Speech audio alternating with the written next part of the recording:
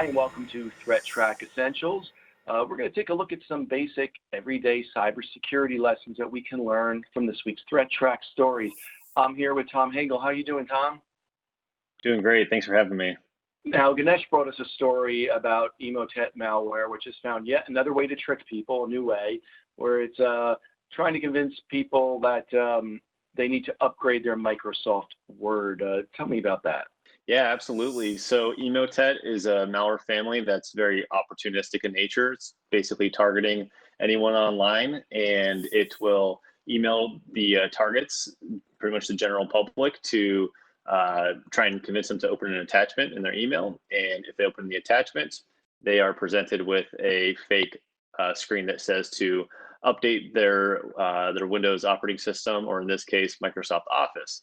And then at that point, if they enable the macro, listening to the malware's instructions, it will install itself and compromise the machine. So how do we keep that from happening? What advice do we want to give people?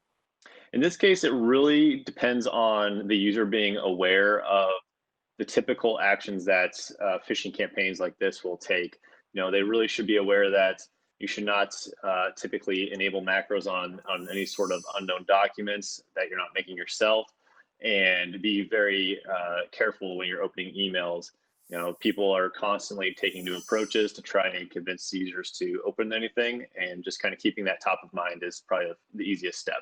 Let's talk about the story Kim brought to us about Sonic Wall VPN and a bug there. Tell me what's going on.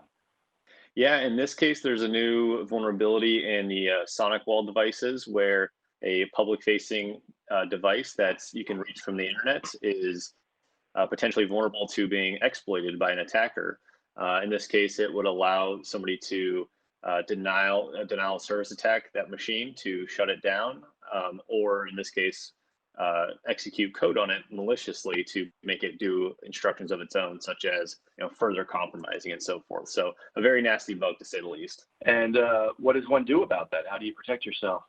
In this case, it really depends on the network administrators, the owners of those devices, to keep them up to date, constantly patching with the latest releases from the vendor. And a step past that is to constantly monitor those networks for any sort of malicious activity. That's a step on the heavy technical side. So basically having the resources, technology, and people to be able to defend against any sort of attackers to your public network. And Tom, finally, you brought us a story about an ad blocker that has the potential to steal data from users. Tell me about that. Yeah, in this story, it's pretty interesting. An ad blocker that you can download freely available from the Chrome extension store was actually modified by new owners to start doing illicit activities on the users' social media profiles, in this case, Instagram. So it's a really interesting case of having a piece of software that was once trusted to it becoming untrusted while it's already installed in your machine. So users have to kind of beware of that one for sure. Anything else that someone can do to protect themselves there? Yeah, in this case, it really depends on making sure that when you're installing something on your machine, either software on the operating system, or an extension you're adding to your browser, you be really cautious on the source of that software. Is it coming from a trusted source that you not only trust now, but potentially trust in the future when they do something with it to extend its capabilities or sell it to a different owner, like in this case.